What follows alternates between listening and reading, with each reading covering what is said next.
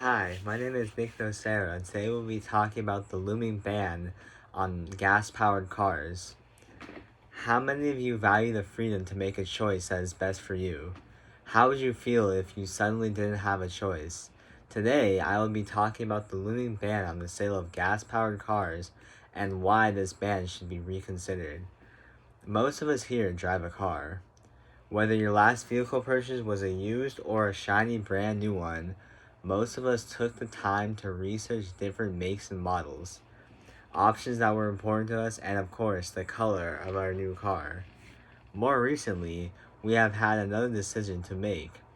Is a gas powered car or an electric vehicle best for us? And that is exactly how it should remain. We should all continue to have the freedom to choose which type of vehicle is best for us.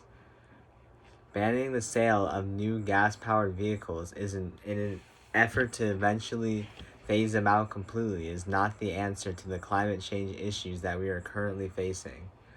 First, I will talk about the limitations posed by the use of electric vehicles. Next, I will discuss how the ban on gas-powered vehicles in favor of electric vehicles will affect the economy. Finally, I will continue with the overwhelming challenges that we face in an effort to convert to using electric vehicles exclusively. A shift to electric vehicles would greatly limit us in comparison with what we are able to do with a gas-powered vehicle. Commuting and traveling by car often requires people to drive long distances, sometimes that most current electric vehicles do not have the capability to do. On average, an electric vehicle can go about 150 to 300 miles on a full charge, with only very expensive electric models having the capabilities to go further. This range can easily put us in a situation where we are wondering how we are going to get from point A to point B if our travel plans exceed this limited range.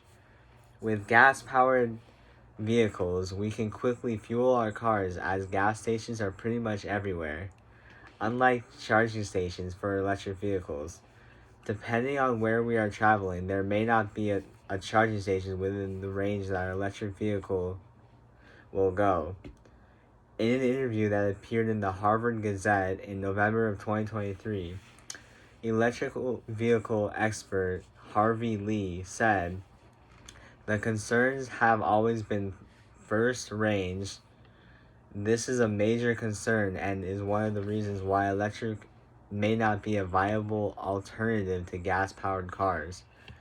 He also touched on the concern people have about where they are going to charge their vehicles. Charging stations are not easily accessible as gas stations. Additionally, the time that it takes to charge your car is a major inconvenience compared to the time it takes to fuel up a gas-powered vehicle. Now that I have discussed some limitations that we face with electric vehicles, I will talk about some of the economic impacts of banning gas-powered cars. Many industries and people in general would face negative economic impacts if gas-powered vehicles were banned. Automotive technicians would lose significant business due to conversion to electric vehicles. Without the business created by gas vehicle repairs, the price of electric vehicle repairs would have to be increased in order to make up the loss. Many proponents of electric vehicles justify the initial cost of the vehicle with lower repair costs. This may no longer be the case if the cost of repairs has to be increased to keep automotive technicians in business. The most obvious impact will go to gas stations. Without the need for gas stations would become obsolete at some point in the future. Manufacturers, wholesalers, and retailers of automotive parts would also suffer a great loss of business and income.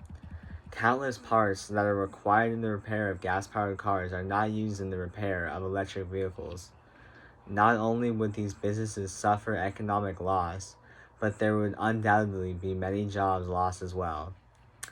Finally, both federal and state gas tax revenues would dramatically decline. During the transition period, the only way to make up this loss would be to increase gas taxes. As more and more electric vehicles replace gas vehicles, it would be much harder to make up this gap. Now that I have discussed the detrimental impact that a ban would have on the economy, I will highlight some of the major challenges that come along with a transition to all electric vehicles. The challenges that we face in an effort to convert to a gas powered source that has not been perfected are far too great. The infrastructure requirements and upgrades that would be needed to support a transition from gas powered vehicles to electric vehicles would be very long and costly. One of the major issues that would have to be addressed is access to charging stations. There aren't nearly enough charging stations to support the demand that rising numbers of electric vehicles would create. Additionally, since charging an electric vehicle is not a quick and in and out process, charging stations would have to be much larger than gas stations to allow for more vehicles. Otherwise, the wait time to charge a vehicle would be too much of a burden on drivers. Also, the power grid is not up to task at the hand and would need significant upgrades to be able to supply the electricity needed.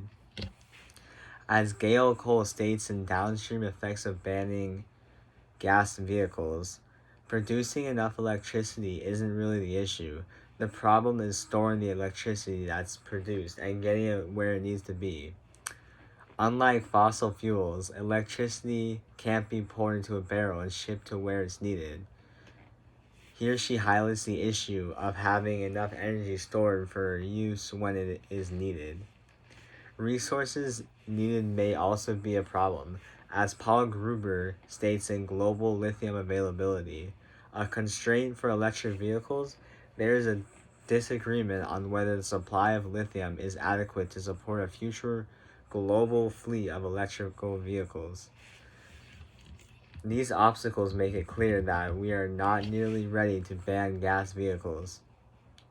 We should continue to explore other alternative fuels that might be a better long-term solution to the preservation of our planet. Today I've talked about the looming ban on gas-powered vehicles and why this ban should not be supported. The conversion to all electrical vehicles would have detrimental effects on many key industries and individual drivers everywhere. We can all agree that the preservation of our planet is crucial. However, forcing people to purchase electric vehicles as opposed to gas vehicles is not the right answer. Although many people choose to drive electric cars, it's not the right choice for everyone. And bottom line, the choice should be ours to make.